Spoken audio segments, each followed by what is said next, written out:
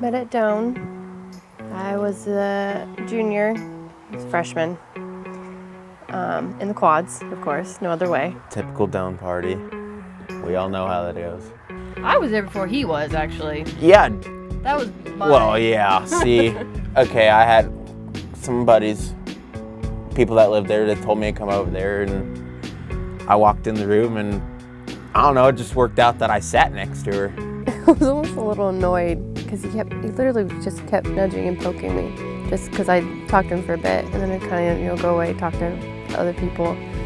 I think he was kind of nervous he wasn't gaining my attention. So he literally was like poking me, nudging me. I can't say I was nervous, no. I wasn't nervous. No, once I finally actually started talking to him, getting to know a little bit more, and I was definitely intrigued. But yeah, a little annoyed at first, I guess. But no, he caught my attention, caught my eye, so just couldn't leave me alone. Just one of those things where we just kind of, I guess I bugged her enough that finally, I don't know, I got her number, and from there on we talked every day. Yeah, it was pretty easy. First kiss was actually the first night we met. Yeah. Yeah, I mean, it was just one of those things like, just go in for it and see what happens, and she let it happen. He left the quad before I did, and he kind of lingered outside for a bit, waiting for me to come out. I don't know, might have been a good solid 10. No, it was not that long. Couple minutes. It was after you say the whole goodbyes. All right, guys, see you later. I go outside and I just chilled out in front of Colonial. It really caught me off guard. I think we were just kind of standing there. It was a little awkward. I don't think he knew where to go exactly from there. He was just like, okay, good night. I was like, whoa, who is this kid? I'm glad it happened. I mean, I wouldn't do it any other way, that's for sure. It was great. We went to a basketball game. It was both when Huskers and Mizzou were still in the Big 12. And he was so into it and just yelling, obviously, he's got his Mizzou shirt on. I'm in my Huskers gear. And obviously, like the only one around in our area who's cheering for Mizzou and just going for it. I mean, definitely team spirit. But he was trying to get me to do all the chants and the M-I-Z-Z-O-U, and I was not really having it. Anyway, Huskers ended up winning the game, and that was like the first time I got to see his sports intensity side, and I was like, okay, who is this guy? But yeah, I mean, it was fun, and we went to the game, and I think that kind of cut the night end short. Yeah. He was super bummed because he was like, oh, I can't believe you guys won. You bunch of nobodies. Mizzou's good this year, and we finally have a good team. And I was like, yeah, it's fun. This is great. That's pretty much the stint of the first date. My big thing that I've told her from the get-go was really, family. I love her family just as much as I love my family, and just the way that transition was, and I know she feels the exact same way with mine. That's huge to me of what really drives us. And he came up to visit me in Minnesota when I was nannying, and it's towards the end of the summer. It was for his birthday, actually. And I remember, because we had gone so long with not seeing each other and not really talking. I mean, we would Skype or call each other, and that was about it.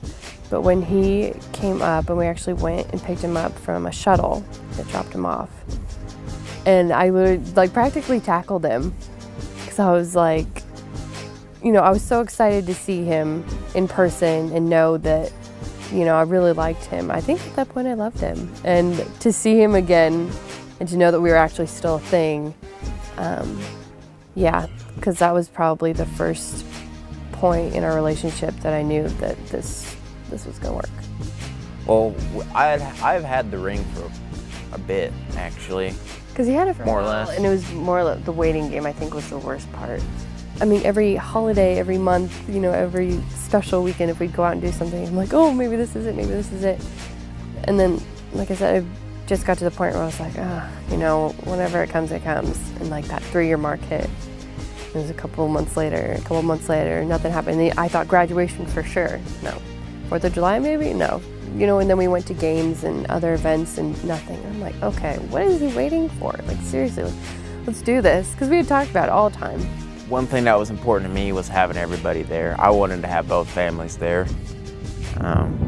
So just coordinating the time. I mean, we had this trip down planned that weekend earlier than really I decided that, oh, this is going to be a good time to do the engagement. My parents are actually driving down, and they got lost. And so Devon jumps in the car, and we go drive around, try to find him, just kind of lead him back. Well, he's driving with his hand in his pocket like this. I'm like, oh, okay, that's normal, whatever. Well, then he goes to shut off my car, and he's just being super awkward about it. Just, I don't know, kind of threw me off, and I'm like, that's bad for the car. What are you doing? And he like refused to take his hand out of his pocket, and I was like, oh, I bet there's a ring. Then I got the look.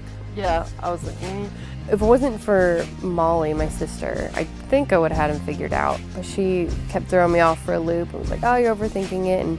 But then we actually got to the tailgate, and we were eating and just hanging out, and there was actually a news crew that was filming and stuff, and I guess they had found out that he was going to propose. So they're like hanging around, and they're like filming like our food and just waiting for him to propose so that, catch it on the 5 o'clock news or something.